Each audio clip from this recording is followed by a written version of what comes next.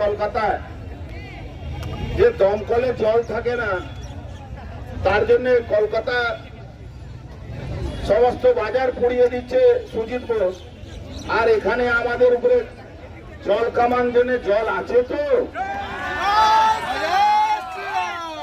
কেন এইসব নাটক করছেন? সরিয়ে দিন এসব। আমরা ঝামেলা করতে চাইলে আপনাদের বসে রোগ নেই, ব্যারাকপুরে ইতিহাস আছে। আমরা চাই না, আমরা আন্দোলন করতে চাইছি। আমাদের কার্যকর্তা কর্তব্যের, আমার যে সভাপতি আছে তার রক্ত বেরিয়েছে, এটা তো দরকার ছিল না। আপনারা কেন এখানে ব্যারিকেড দিয়েছে? আমরা যাব, আমরা বক্তব্য রাখবো, আমরা আপনাদের থেকে আপনাদের বাড়ির সামনে এসে তো আপনাদেরকে সুযোগ দেব না। যখন আমরা সুযোগ পাবো তখন আমরা আপনাদের থেকে 2-2-4 বুঝে নেব।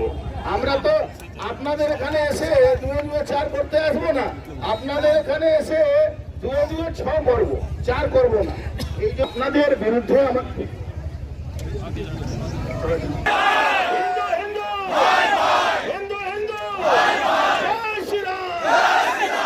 যে কথাটা আমি বলছিলাম, দমকলে জল থাকে না, এখানে জল কামান নিয়ে চলে।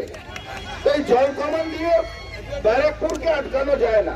শুধু আমি একটা কথা বলবো, আপনাদের কত লজ্জা দিলে লজ্জা হয়, নামে যেভাবে গালাগালি করেছে, তারপরেও আপনারা লাঠি নিয়ে ব্যারিকেড নিয়ে বিজেপি কর্মীদেরকে আটকাচ্ছেন কেন?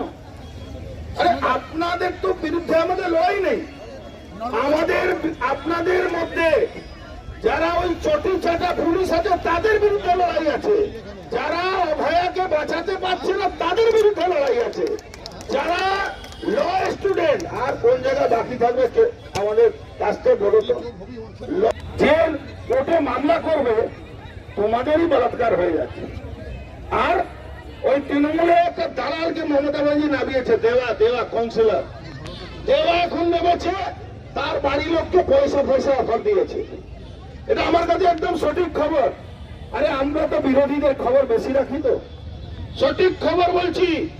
দেওয়া মাঠে নেমেছে ওই মেয়েটাকে, ওর বাড়ির লোককে কিভাবে পারচেজ করা যায়। কিন্তু একটা জিনিস মাথায় রাখতে হবে, আজকে ওই একটা ল স্টুডেন্টকে আপনারা রেপ করলেন, আপনার দলের লোকেরা আপনাদের দলে এসে। আরে শুধু মনোজিৎ মিশ্রা ছিল নাকি ওখানে? জেহাদি ছিল না? ওই কি জায়েদ খান না কোন খান, জায়েদ আহমদ, ওই জায়েদ আহমদকে কেন লুকাচ্ছে না?